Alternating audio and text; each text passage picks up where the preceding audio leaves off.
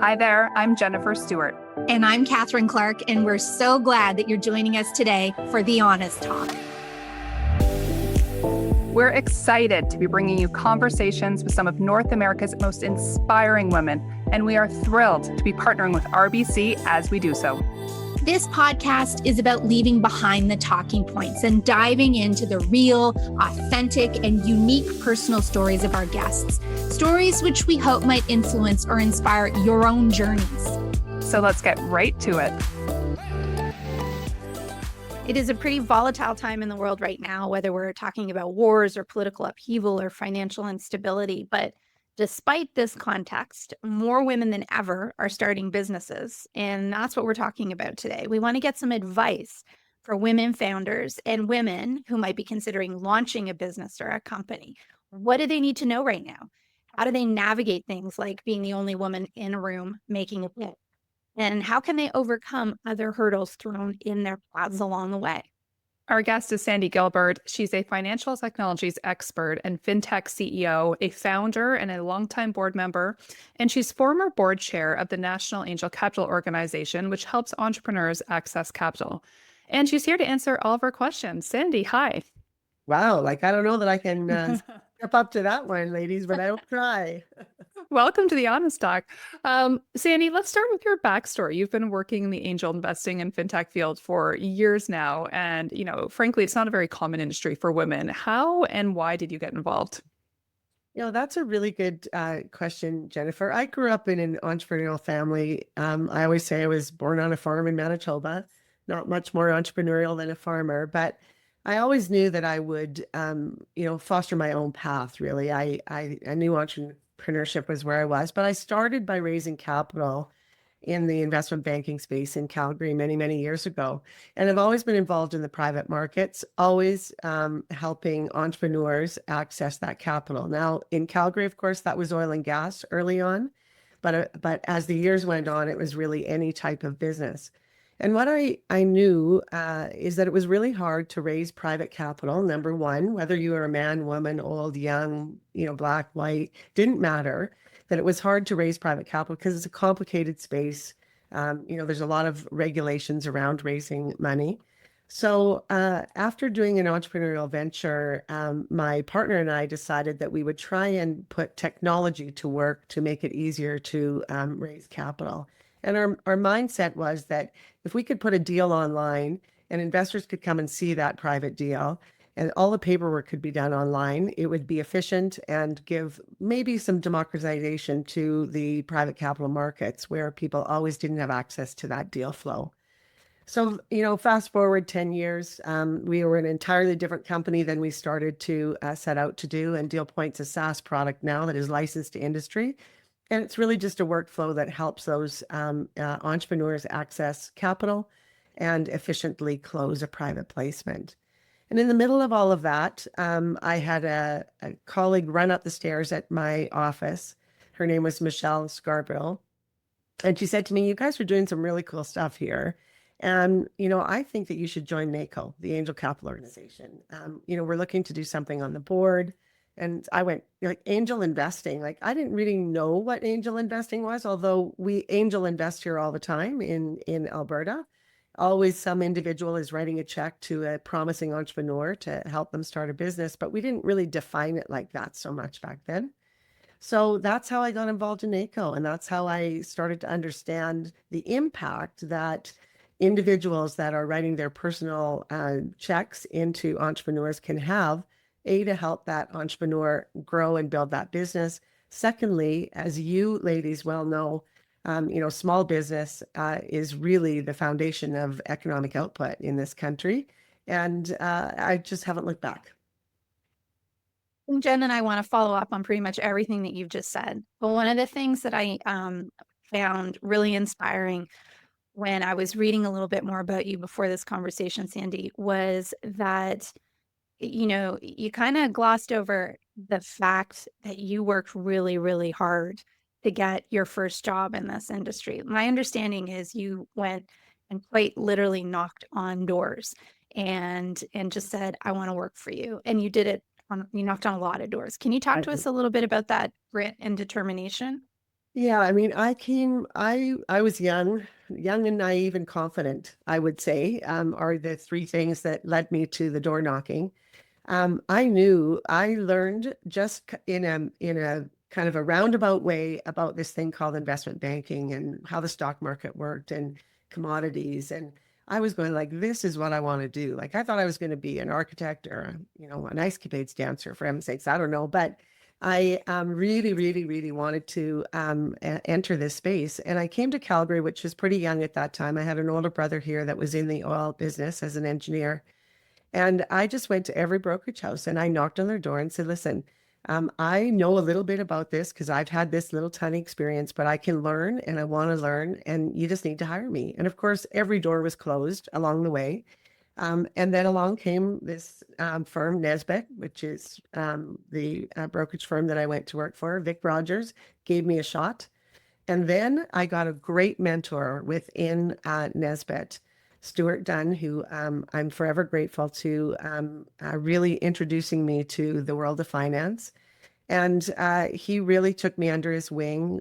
We started a business together with a few other people and really just learned a lot from Stuart. And that's really what it takes, is you need to A, try, B, have confidence, and C, look for somebody within the organization that can help you and take their help. How did you know when you had found that person? Yeah, though that's another good question. It's just um Stuart was from Montreal and he was in the West for the first time and he was funny. He used to go for lunch every day and come home with a joke that he put in his joke book every day. And we just really hit it off from that kind of humor standpoint. And he was from a world that I didn't know. He had been kind of, let's call it old money Montreal. And he very much intrigued me, and he was just really willing to share and help me learn. So it was a great early relationship for me. The mentorship question is really interesting because a lot of the women that we talk to describe having mentors in their lives who made a big difference. But there's also some sense that for women, women should be looking for women mentors. Can you talk to us a little bit about that? Because it seems like maybe you did have women mentors, but you certainly had two very strong male mentors. What do you recommend? So I grew up with three really strong women: my mother, my aunt, and my music teacher. All of them kind of trailblazers in that era, all university educated. They just really, really strong women running their homes and running business and volunteering immensely within the community. So I had very strong women that led me down my path. But from a business standpoint, entering into the private capital markets, there weren't many women for me to be mentored by. So hence the Stuart, story. So I don't think it really matters, in all honesty, whether it's a man or a woman. But you just need to find the right person that can support you and you can be vulnerable with and share your stories with. But today, fortunately, there's many, many more women in business that are willing to support the next generation of women. Sippy China here just retired from Deloitte. She's just an awesome woman who helps. We've got, the 51 here that's doing a lot of great work. Heather Culbert grew up in this business and she's got Access Connect. So there's lots of women out there now, but don't just find a woman as a mentor because there's lots of great male champions that can support you as well. I love that. Sandy, what are some of the biggest challenges you faced along the way in your career, and how did you overcome them? Yeah, I never really felt like I was being held back because I was a woman. It never really crossed my mind that that was was a challenge for me. But I have to say, in the last 10 or 12 years, kind of entering this venture capital space is kind of when it kind of hit me in the door and said, "Hey, like there aren't many women here for sure." And I had a lot of doubters. Like when I came into the opportunity at Intergen to run the Intergen fund, I had a lot of doubters that said, "I don't know, like, okay, Sandy's been in that angel space, but can she actually do this?" And that was kind of the first time that I ever thought, geez, like this is the first time that somebody has actually said, you're a woman, maybe you can't do it. But I just, I didn't let that stop me. I knew I was going to be able to do it, and I went forward. But really, I think you have to lead with confidence. Everybody has things and obstacles in their life that are going to, be a challenge and little minefields along the way. So, don't say, oh, I can't do that, or that happened to me because I'm a woman. You just have to do it. And confidence is a word that I overuse, I think, but you have to have a lot of confidence, or at least fake it till you can make it. That's another Mhm. good line. Yeah, and I mean, I think that you talked about having the confidence off the top, right? Like as a young woman, you just went in with a lot of confidence, and some of it, frankly, is naivete, and that can work in a lot of people's favor because you don't look at the what ifs or the challenges, you look at the what ifs or the opportunities. So, if you were talking to women founders, what do you think they need to be thinking about, Sandy, if they're planning to launch a business or try to put a new product out on the market? What advice do you have for them? So, a couple of things early on in a business are important. Number one is, if finance isn't your gig, attach yourself to a good finance person, bookkeeper, accountant, CFO, somebody that can help you organize the business as you are growing. And I think that's really, really important. And the second is that you can surround yourself with advisors that will want to help you. And so you can get advisors from different aspects of life. The intergen, where I spend my time as the CEO today, it's all about intergenerational teams. So find that experience of someone that's been there before that can help you. If you're not technically savvy and you think you need a younger person to help you on that front, surround yourself with that. So your advisor network aren't all of your friends or all of the peers that you went to school with or the people you ski with or the people that you golf with. You need to find different people that can support you along the way. And then those people can help you put all of the pieces together to ensure that you can have success with that business. Sandy, what would you say to a woman who has had a successful career and now wants to look at angel investing herself? Yeah, we've got a big turn coming here. By 2030, some of the predictions say that, most of the money is going to be in the hands of women. Mhm. And women aren't big investors. So Mhm. I look at that and I go, oh my gosh, like who's going to fund our entrepreneurs if we don't have any men writing those checks?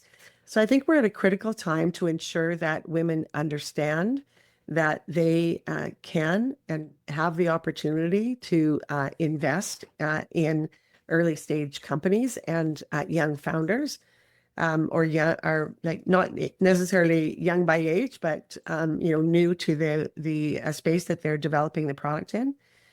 So it's a really important time for women to really take a look, step up, and say, "I'm going to support these entrepreneurs," and they'll learn so much. I mean, that's the fantastic thing about angel investing. All the time, you're going, "Oh my God! Like I had no idea somebody was doing that." Right. Whether it's in healthcare or whether it's in finance or it's in sport, it's just amazing what entrepreneurs are doing out there today. What do you look for when you're looking to invest in a company? Yeah, so I only know what I know. Our fund is really focused. First of all, it's on Alberta companies only, but I'm really a B2B SaaS person. So if you have a technology that is going to improve a process within a business that currently exists, that's what I understand. So, we've invested in fintech, prop tech, med tech, all the techs. Yeah. But I'm not in consumer products. I don't know how to attract customers in that segment. So it's really what I know, and B2B SaaS is really where I'm comfortable.